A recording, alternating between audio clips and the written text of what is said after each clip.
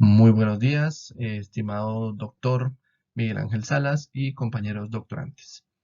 Esta es una presentación para el doctorado en Ciencias de la Educación en la asignatura de Epistemología, Clasificación de las Teorías y sus implicaciones educativas. En esta oportunidad, en la unidad 4.2, se realizará una breve reflexión en torno a las nuevas formas de aprender y de investigar.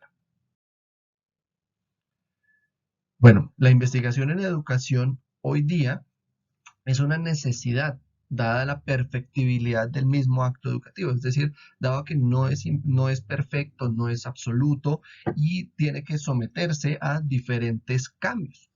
También dada el dinamismo del conocimiento, de la tecnología y del entorno que rodea el mismo acto educativo, dado que todos estos factores influyen en la necesidad de estar investigando, de estar renovando este acto a partir de la producción de nuevo conocimiento que permita adaptarlo a las condiciones circundantes, a las condiciones frente a las cuales se va modificando la realidad.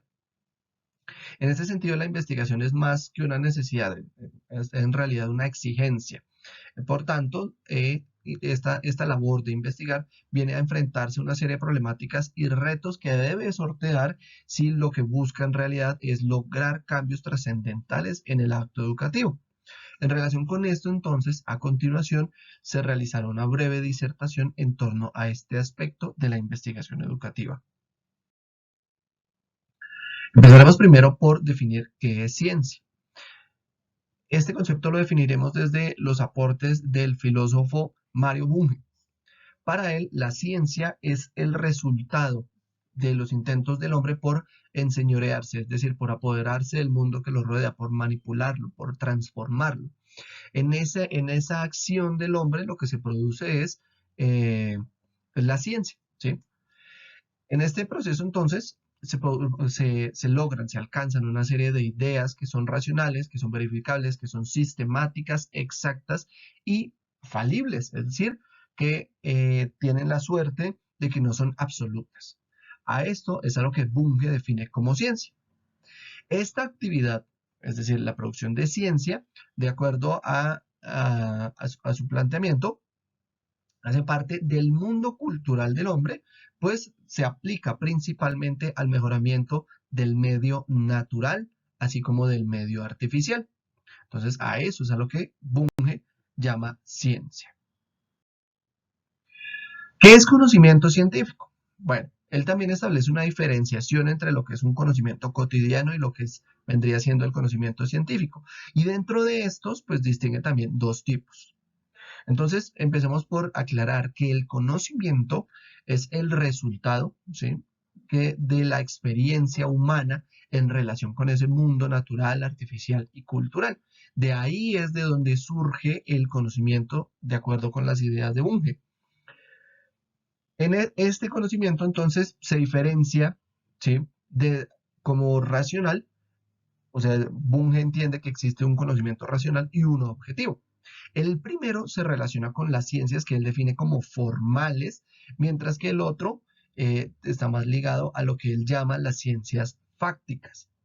El conocimiento racional, de acuerdo con este autor, pues surge de un proceso analítico de ciencias como por ejemplo la lógica o la matemática. Este es producto de la interacción con objetos que no necesariamente tienen una injerencia, una interferencia con la realidad, ¿sí? Por otro lado, el conocimiento objetivo sí se liga más, de acuerdo con Bunge, se liga a las ciencias empíricas y experimentales, es decir, a objetos que sí tienen una injerencia, que logran transformar la realidad humana. De ahí nace ese conocimiento objetivo, de acuerdo con Mario Bunge.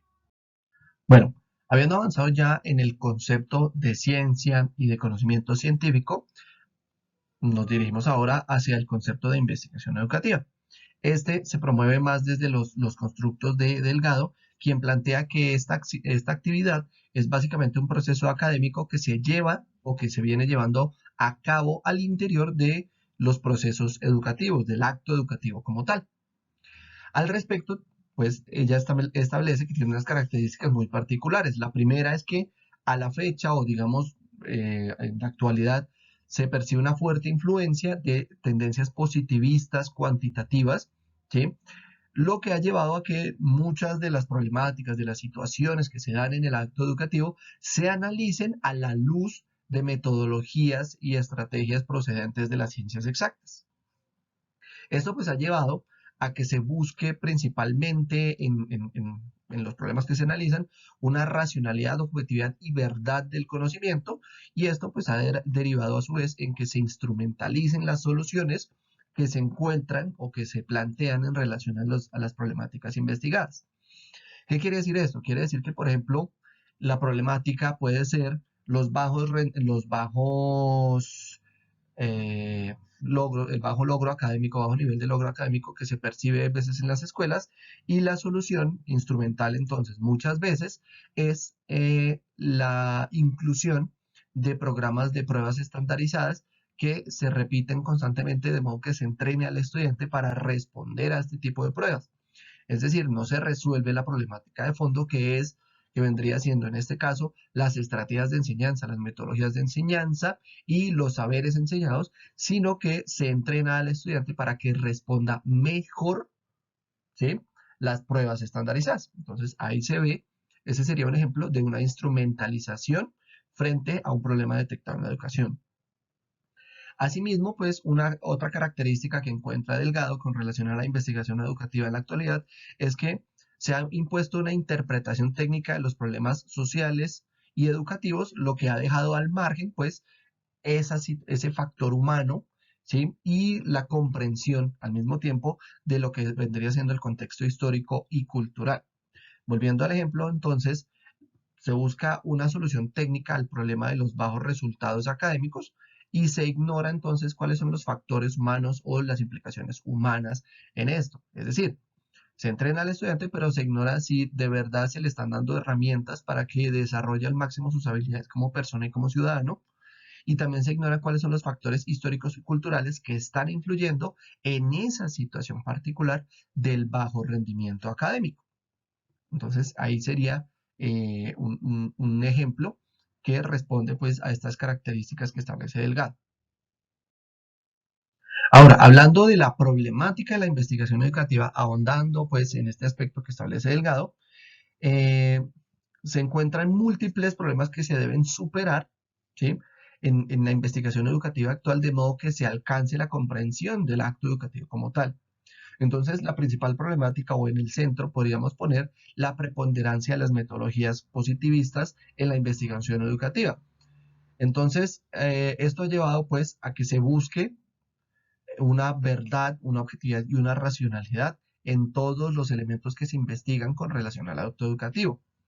Asimismo, se instrumentaliza el conocimiento que se obtiene de esos problemas que se buscan resolver.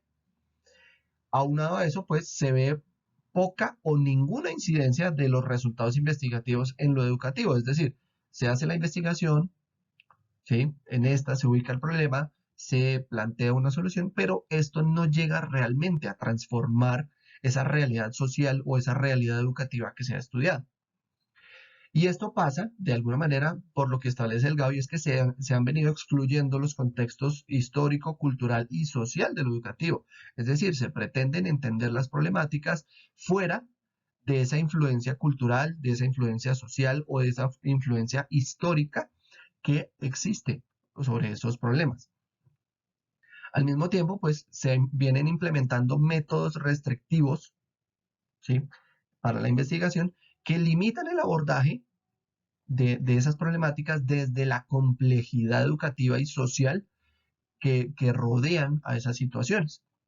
Y asimismo, pues se ha venido objetivando al ser humano y se ha venido instrumentalizando la educación.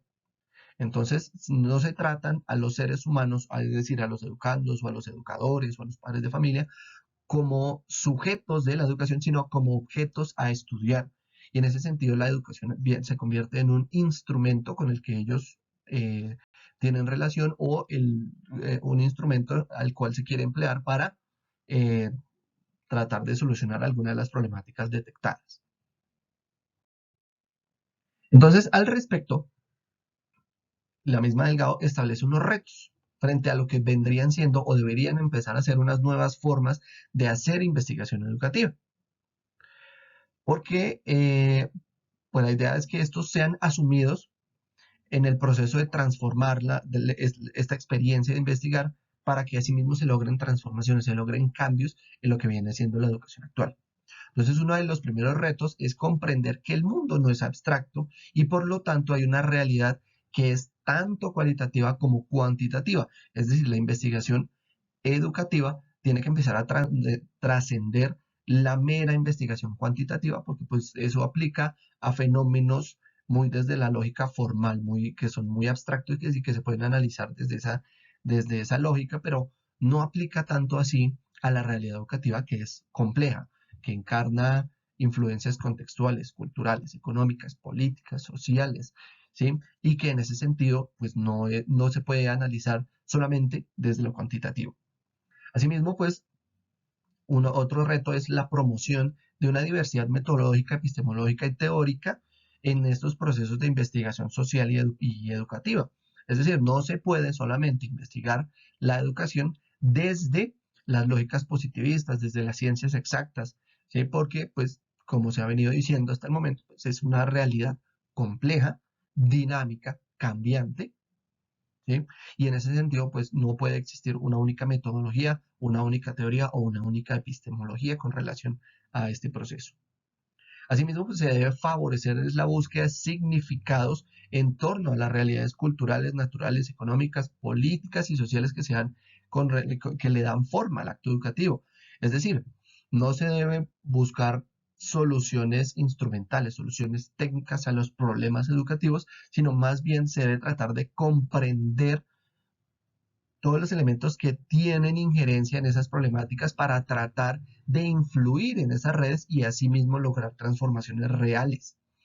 Y en este sentido, pues el último reto que deben enfrentar estas nuevas formas de investigación es la producción de teorías sustantivas que se fundamenten justamente en las complejidades de la práctica y en ese sentido aporten soluciones que de verdad la transformen, que de verdad tengan influencia en la realidad tanto educativa como social. Bueno, ya para concluir, entonces, atendiendo al paradigma de la complejidad de Moral, la investigación educativa debe partir de esta comprensión, de entender las interrelaciones y las interdependencias que se tejen en torno al acto educativo y los contextos que tocan, ¿sí? Que tocan al acto educativo y a los que el acto educativo también toca, ¿sí? Porque la realidad social, política y cultural tiene influencia sobre el acto educativo, pero a su vez este lo influye y en ese sentido es algo que se debe entender frente a la investigación educativa. Por lo tanto, entonces se deben adecuar los paradigmas, las metodologías y las teorías a esas realidades, tratando de ir más allá de esas perspectivas que son eminentemente cuantitativas y buscando consolidar con ello nuevo conocimiento y soluciones prácticas a esos problemas que enfrenta la educación. Más allá de esas soluciones que son meramente teóricas o meramente interpretativas, se deben plantear soluciones reales, prácticas, que sean implementables en la educación. Bueno, hasta aquí va esta exposición. Agradezco la atención prestada. Por último, comparto las referencias de los textos consultados para el desarrollo de esta presentación. Mil gracias y feliz día.